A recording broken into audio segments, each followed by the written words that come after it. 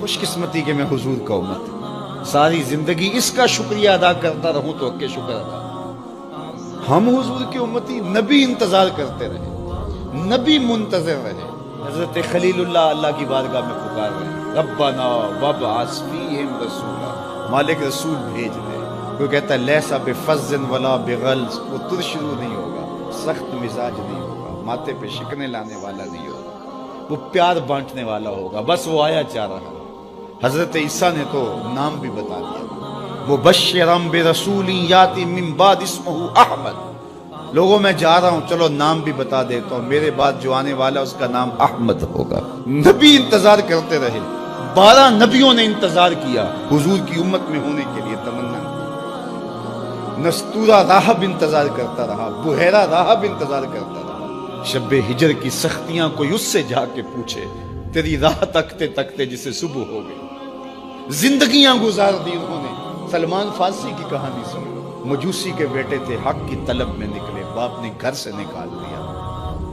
ایک پادری کے پاس جا کے رکے، زندگی بھر اس کی نوکری کی۔ جب اس کا آخری وقت آیا، اس نے کہا میری تدفین کے بعد غموریا چلے جانا، وہاں کا پادری خدا رسیدہ ہے، تجھے اس سے کچھ مل جائے گا۔ کہتے میں وہاں سے غموریا آ گیا، پھر اس پادری کی ساری زندگی خدمت کی۔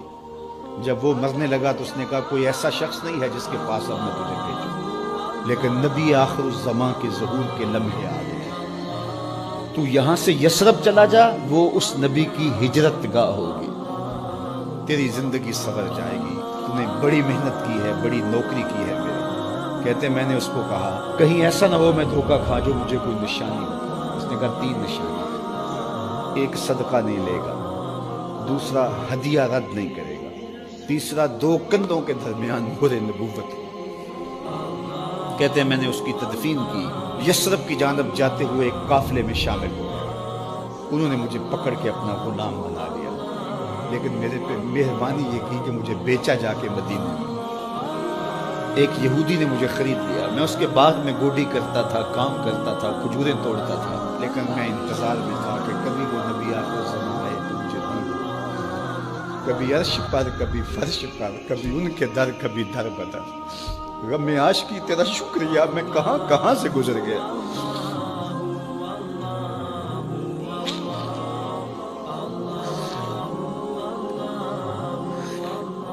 کہتے ہیں ایک دن میں اپنے باغ میں کھجوریں توڑ رہا تھا کہ ہواؤں میں مستی پیدا ہو گئی، اور ہر سمت سے طلع البدر علینا کی صدائیں گونجنے لگی۔ میں سمجھ گیا کہ وہ لمحے آ گئے، میں نے چھلانگ لگا دی اور دوڑ پڑا۔ میرے آقا نے سمجھا شاید غلام بھاگ گیا، اس نے دوڑ کے مجھے پکڑ لیا۔ میں نے اس کو کہا کہ میں نوکر تیرا ہی ہوں، لیکن دل نوکر کسی اور کا ہے، میں بھاگوں گا نہیں، مجھے جانے دے۔ میں کچھ کھجوریں لے گیا تھا صدقے کی نیت سے، جا کے حضور کو پیش کی۔ آقا کریم نے فرمایا ہم نبی صدقہ نہیں لیتے۔ کہتے ہیں نشانی ایک پوری ہوگی، کہتے ہیں کہ میں کچھ دنوں کے بعد اور کھجوریں لے گیا، اور میری نیت ہدیہ کی تھی، میں نے پیش کی، حضور نے قبول فرما لی۔ لیکن میں بھی کہتا تھا تیسری نشانی بھی پوری ہو لے تو پھر مانا، اور وہ کیا تھی؟ 2 کندھوں کے درمیان مہر نبوت۔ کہتے ہیں ایک دن حضور میرے باغ میں آئے، اور آقا کریم نے اپنے مبارک کندھے پہ چادر رکھی ہوئی تھی، اور چادر کی اوٹ میں مہر نبوت چھپی ہوئی تھی، اور میں پیچھے ہو کے دیکھتا تھا، اور میری آرزو یہ تھی کہ کوئی تیز جھونکا ہوا کا آئے اور چادر ہٹ جائے اور میں مہر نبوت کی زیارت کروں۔ حضور میرے ارادہ قلب سے آگاہ ہوئے، فَأَلْقَى إِلَيَّ رِدَاءَهُ، حضور نے چادر اتار کے میری جانب پھینکی، اور پھر ایسے رخ کر کے فرمایا انظر الی ما امرت بہ، اس پادری نے جو بتایا تھا دیکھ لے آ کے۔ تو کہا میں نے دیکھا کہ حضور کے رخ کے درمیان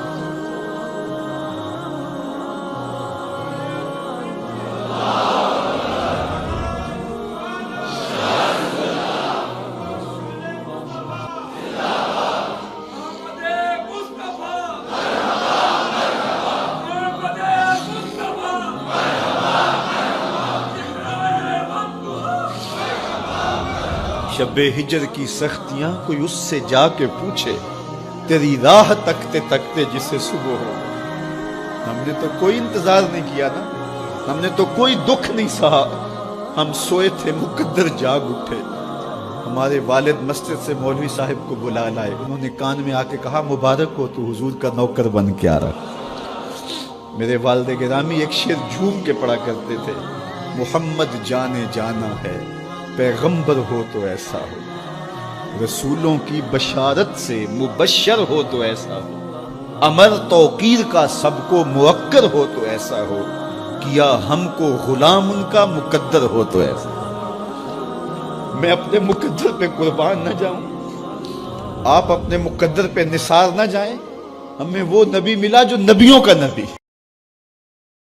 اللہ